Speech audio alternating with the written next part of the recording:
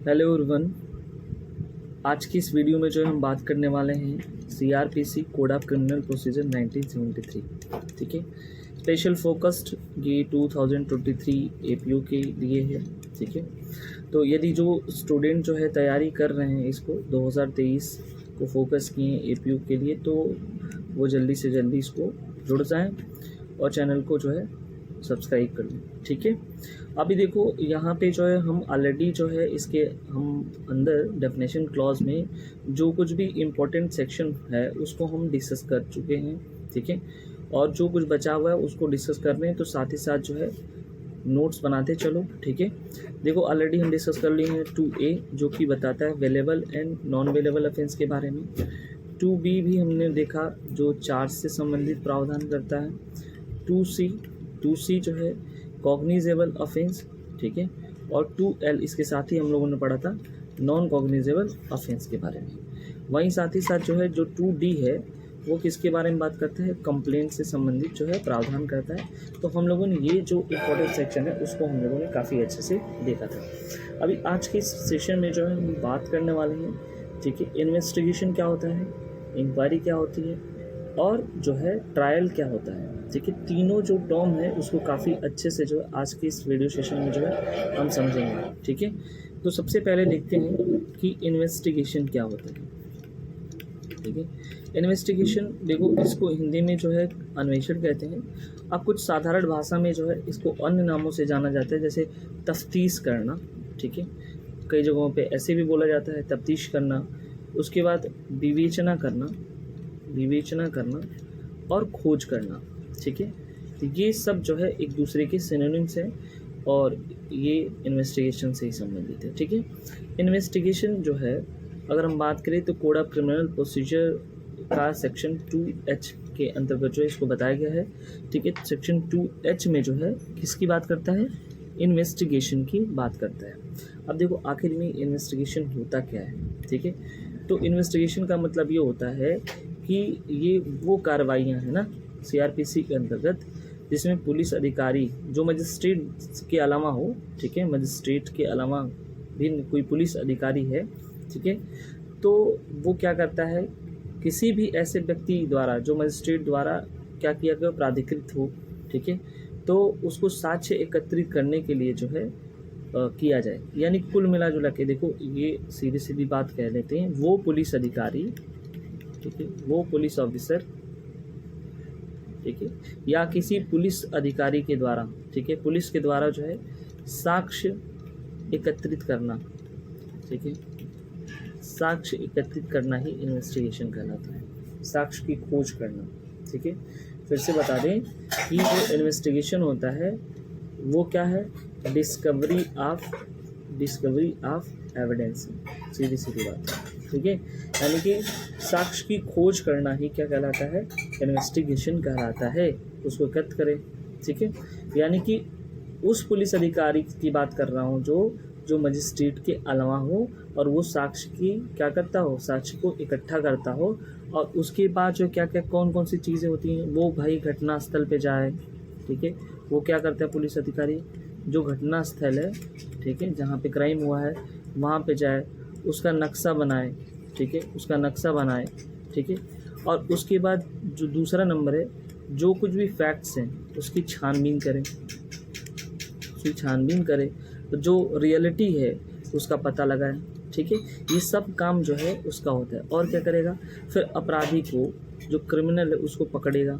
ठीक है, जिन जिन व्यक्तियों का संबंध है उससे मिलेगा, उससे पूछताछ करेगा। ठीक है, फिर उसके बाद जो है उस पुलिस अधिकारी के पास एक रोज़नामचा होता है। ठीक है, रोज़नामचा जिसको बोलते हो इंग्लिश में उसे केस डायरी कहते हैं। डेली का जो वर्क होता है, ठीक है, कि वो क्या किया है, कहाँ कहाँ गया है, किससे मिला है, और जो है अन्वेषण से संबंधित, इन्वेस्टिगेशन से संबंधित किन लोगों से बात किया हुआ है, वो सारा का सारा जो है वो क्या करेगा, केस अपने केस डायरी में जो है उसको मेंशन करना है। ठीक है, वो क्या करेगा अपने केस डायरी में जो उसको जिसको हम बोलते हैं खास रोज़नामचा खास, तो उन सबसे जो कुछ भी पूछेगा ना, उनकी जो बयान हुए हैं उनके बयानों को जो है अपने उसमें दर्ज करेगा। ठीक है। तो यानी कि कुल मिला जुला के जो है ये एक ऐसी कार्रवाई है जो मजिस्ट्रेट की इतर कार्रवाई होती है, और ये जो है क्या होता है, ये पुलिस ऑफिसर के द्वारा जो है ये कार्रवाई की जाती है। जांच जो है जो एविडेंस होता है, ठीक है, एविडेंस को इकट्ठा करने के लिए जो है ये कार्रवाई होती है, और बेसिकली जो है ये सेक्शन 2H में जो है बताया गया है। ठीक है, आई होप ये चीज़ें आप समझ में आई। अब हम बात कर लेते हैं जो है इन्वेस्टिगेशन के बाद जो है अब हम बात करेंगे इंक्वायरी क्या होती है। ठीक है, इंक्वायरी देखो सीधी सीधी बात है, इंक्वायरी को इंग्लिश में हम लोग जांच कहते हैं। ठीक है, और ये इसे जो है 2G में जो है बताया गया है। ठीक है, इंक्वायरी को हम लोग जांच कहते हैं। ठीक है, और इसे जो है कहाँ पे बताया गया है, जो कोड ऑफ क्रिमिनल प्रोसीजर है उसका सेक्शन 2G में बताया गया है। ठीक है, तो याद रखना कि इन्वेस्टिगेशन से पहले है, मतलब इसमें 2G में इन्वेस्टिगेशन है, इंक्वायरी है सॉरी, और 2H में जो है इन्वेस्टिगेशन है। तो हमने देखा कि इन्वेस्टिगेशन क्या होता है। अब देखो दूसरा नंबर आता है इंक्वायरी। इंक्वायरी के बारे में देख लेते हैं। तो अभी जस्ट हमने बताया कि ये क्या है, इंक्वायरी जो है किस सेक्शन में है, 2G में जो है इंक्वायरी के बारे में बताया। अब देखो ये इंक्वायरी क्या होता है, तो जो जांच होती है सीधी सीधी बात है ये है कि विचारण से भिन्न होती है, और ये क्या करता है, मजिस्ट्रेट आदेश देता है। ठीक है, मजिस्ट्रेट के आदेश के द्वारा जो है अगर कोई पुलिस अधिकारी, ठीक है, पुलिस अधिकारी जो है साक्ष्य को इकट्ठा करता है, ठीक है, और उसके बाद जो है यानी कुल मिला जुला के ये कह लो कि जब मजिस्ट्रेट के यहाँ, ठीक है, न्यायालय में कार्रवाई होती है तब मजिस्ट्रेट न्यायालय के यहाँ सभी कार्रवाई को मुकदमा चलाने के लिए जो है वो क्या करता है, उनके पुलिस अधिकारी को ये आदेश देता है कि उस मामले से संबंधित सारा जो है क्या करना है, साक्ष्य को पता लगाना है। ठीक है, और उसके बाद जो है उन सभी जो भी कुछ मिलते हैं एविडेंस, ठीक है, उसको जो है यहाँ पे एकत्र करके जो है सेंड करना है। तो कुल मिला जुला करके ये समझ लो कि मजिस्ट्रेट के द्वारा आदेश पर जो है अगर कोई जो है साक्ष्यों की खोज हो रही है ना, उसे कहेंगे इंक्वायरी। ठीक है, उसे क्या बोलेंगे हम लोग, इंक्वायरी बोलेंगे। ठीक है, आई होप ये चीज़ें आपको समझ में आ रही होंगी। अब देखो क्या होता है यहाँ पे कि इन दोनों में अंतर होता है। ठीक है, इन्वेस्टिगेशन में बेसिकली इन्वेस्टिगेशन हुआ और इंक्वायरी, इन दोनों में बेसिकली क्या अंतर होता है कि ये जो इन्वेस्टिगेशन है ना, यहाँ पे मजिस्ट्रेट का कोई इन्वॉल्वमेंट नहीं होता है, ये पुलिस ऑफिसर के द्वारा जो है ये साक्ष्य की खोज की जाती है। ठीक है, लेकिन यहाँ पे जो जांच है जिसे हम बोलेंगे इंक्वायरी, ठीक है, यहाँ पे क्या होता है, ये मजिस्ट्रेट के आदेश के अनुसार होता है। ठीक है, मजिस्ट्रेट के न्यायालय या अन्य न्यायालय में होती है। ठीक है, जो जांच होती है ना वो जांच मजिस्ट्रेट के न्यायालय में या किसी अन्य न्यायालय में होगी, लेकिन अन्वेषण जो है, अन्वेषण कौन करेगा, वो पुलिस अधिकारी या उससे संबंधित जो है अन्य अधिकारी ही करेंगे। ठीक है, ये अपने दिमाग में बिल्कुल रखना है। ठीक है, अब एक चीज़ समझो कि जो मजिस्ट्रेट न्यायालय होता है ना, उसमें जो है दो तरह की जो है मामले की कार्रवाई होती है। ठीक है, जो मजिस्ट्रेट कोर्ट होता है या न्यायालय होती है उसमें दो तरह की कार्रवाई होती है। कौन कौन सी दो तरह की कार्रवाइयाँ हैं उसको हमको समझना है।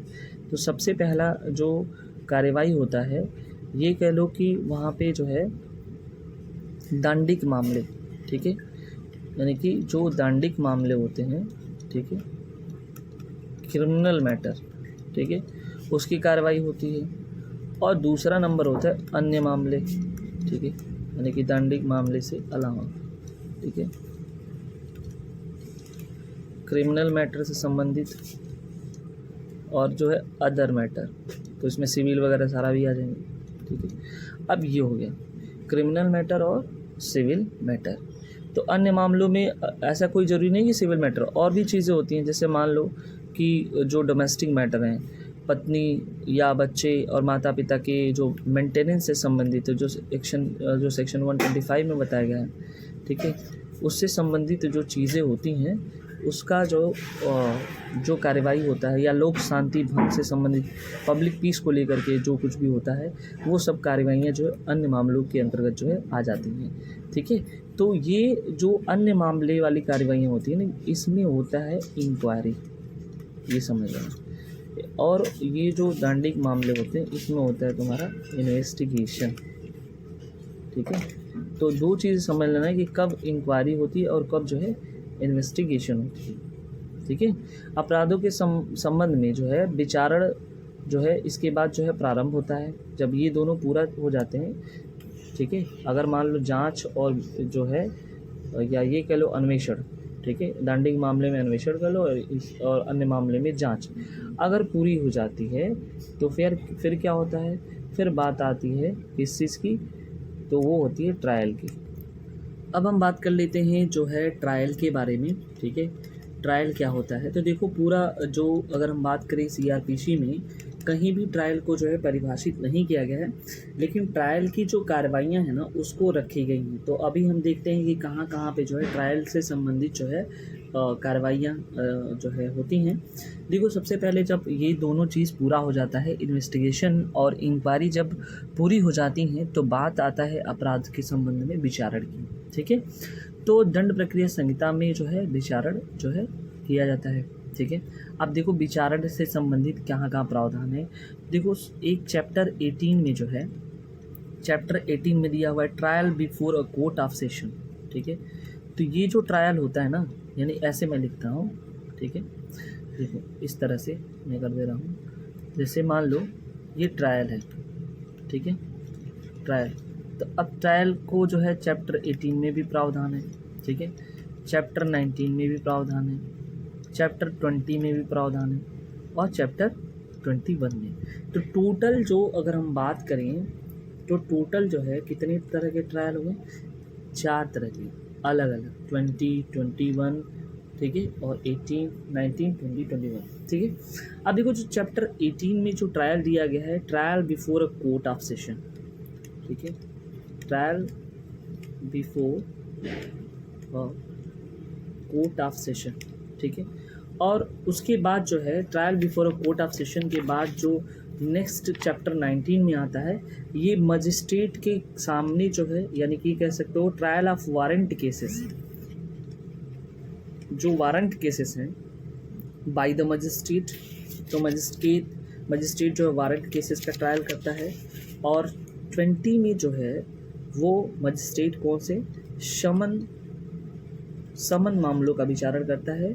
ठीक है, और वहीं 21 की बात करते हैं तो यहाँ पे जो है समरी ट्रायल की बात की गई है। ठीक है, समरी ट्रायल की। तो टोटल जो है ट्रायल की अगर हम बात करते हैं तो टोटल ट्रायल कितने होते हैं, टोटल ट्रायल की जो टाइप्स हैं वो 4 टाइप्स के जो है ट्रायल हैं, इसको समझने की कोशिश करो। ठीक है, तो हमने देखा कि जो ट्रायल्स हैं वो कितने प्रकार के हैं, 4 प्रकार के ट्रायल जो है बताए गए हैं। चैप्टर जो है 18, ठीक है, अध्याय 18, 19, 20, 21। ठीक है, जिसमें जो है सेशन ट्रायल, उसके बाद जो है warrant cases trial, summon cases trial and summary cases trial. ठीक है, और ये सब जो है देखने के लिए मिल जाता है। और साथ ही साथ अगर हम डिस्कस कर लें कि देखो जो सेशन ट्रायल है ना, जो सेशन ट्रायल है वो कहाँ वो बताया गया है, तो सेक्शन 225 से लेकर के जो है 237 तक ये जो है सेशन ट्रायल की जो प्रावधान है। उसके बाद वारंट केसेस ट्रायल जो है, वारंट केसेस ट्रायल वाले जो है सेक्शन है वो 238 से लेकर के जो है 250 तक बताए गए हैं। उसके बाद जो वारंट के बाद जो है जो ट्रायल आता है वो है तुम्हारा समन ट्रायल। ठीक है, समन केसेस ट्रायल वो जो है 251 से लेकर के जो है 259 तक बताया गया है।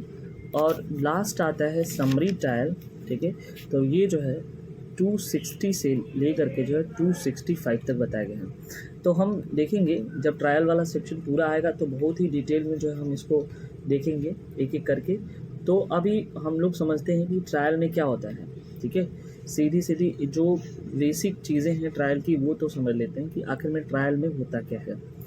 तो जब अभियुक्त की जो जांच और ये जो है इन्वेस्टिगेशन हो जाता है, तो वहाँ पे जो है जब मजिस्ट्रेट के पास लेके आया जाता है उसको, तो एक बेसिक प्रक्रिया होती है, ठीक है। तो बेसिक प्रक्रिया क्या होती है, सबसे पहले जो है जब उसको लेके आया जाता है तो फ्रेमिंग ऑफ चार्ज होता है, ठीक है। तो सबसे पहले कार्रवाई जो है कौन स्टार्ट करता है, जो प्रोसीजर होता है तो वो जो है अभियुक्त के विरुद्ध जो है पीड़ित पक्षकार की तरफ से जो है लोक अभियोजक है, ठीक है, वो स्टार्ट करता है, ठीक है, कि इनका ये चीज़ें जो है ये आरोप लगाए गए हैं। तो वहाँ पे क्या होता है कि मजिस्ट्रेट ये कहता है कि क्या जो है किससे एक्यूज से ये कहता है कि उसके ऊपर जो लगाए गए आरोप हैं, ठीक है, जो चार्ज हैं, क्या ये इसे एक्सेप्ट करता है, ठीक है। अगर वो डिनाई करता है तो अपना डिफेंड करे, ठीक है। तो अगर वो मान लेता है कि हाँ वो जो है एक्सेप्ट करता है तो उसको वहीं के वहीं, मतलब अब इसके आगे प्रोसीजर ही नहीं है, ठीक है। तो वहाँ पे जो है अगर वो प्ली ऑफ गिल्टी कर लेता है, ठीक है, जो कि अगर हम बात करें सेशन में जो 242 में बताया गया है, तो जैसे ही कर लेता है तो उसको जो है अब जो कुछ भी साक्ष्य है, ठीक है, उसके आधार पे जो है उसको क्या किया जाता है कि उसको कन्विक्ट कर दिया जाता है, दोषी जो है, यानी कि उसको सजा दी जाती है, ठीक है, मजिस्ट्रेट के द्वारा। और अगर वो कहता है कि नहीं वो डिफेंड करेगा, ठीक है, तो इसका लॉयर जो है फिर क्या करता है, डिफेंड करता है इसकी तरह से।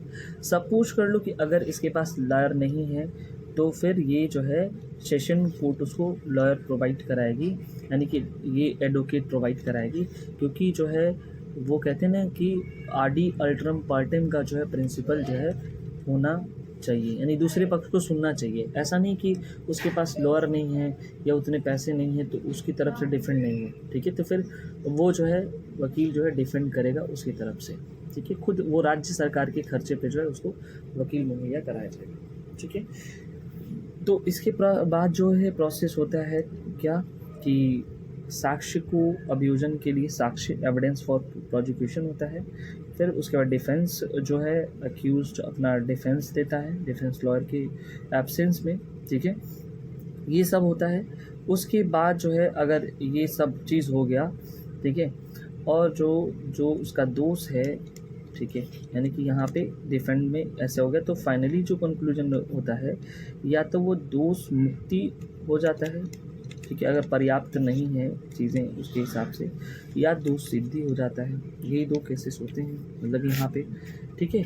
तो ये चीज़ याद करना है, ठीक है, कि दोष सिद्धि हो या दोष मुक्ति कब होता है, जब अभियोजन पक्ष अभियुक्त पर लगाए गए आरोप का युक्तियुक्त जो है रेजनेबल संदेह से परे साबित, यानी साबित ही नहीं कर पाता है तो सब साबित नहीं कर पाएगा तो उसकी दोष मुक्ति हो जाएगी, और साबित कर लेता है तो वो दोष सिद्धि हो जाएगी। तो ये कुछ जो ट्रायल से संबंधित जो चीज़ें थी ना, विचारार्थ से संबंधित, ये लगभग सभी ट्रायल में जो है सेम ही है, इसमें कोई बहुत सारा डिफरेंसेस नहीं है। तो ये भी याद रखना कि किस तरह से जो है ये ट्रायल का बेसिक कॉन्सेप्ट होता है। अगर हम बात करते हैं इसमें तो कई बार क्या होता है कि ये इन दोनों के चीज़ें जो है मतलब अलग दिखती हैं, ठीक है। तो अगर कन्फ्यूज़न हो तो समझ लेना कि जो जिला अधिकारी होते हैं किसी घटना या मजिस्ट्रेट का जो है के सामने जो आदेश दिया जाता है, ठीक है, अगर तो क्या होता है कि वो न्यायिक आदेश से क्या होता है वो भिन्न होता है, ये भी समझ लेना। तो जो न्यायिक आदेश से भिन्न होता है तो उसे जो है ये नहीं कि उसको हम इंक्वायरी मान लेंगे, ठीक है, उसे जो है वो क्या होगा, वो एक तरह का जो है तथ्य को पता लगाने के लिए होता है और कुछ नहीं होता है, ठीक है। तो ये हमने देखा कि किस तरह से जो है ट्रायल हुआ, ठीक है, इन्वेस्टिगेशन है और इंक्वायरी। तो आज के इस वीडियो में हमने पूरा कवर किया है, ठीक है। तो मिलते हैं नेक्स्ट वीडियो में। Thank you so much.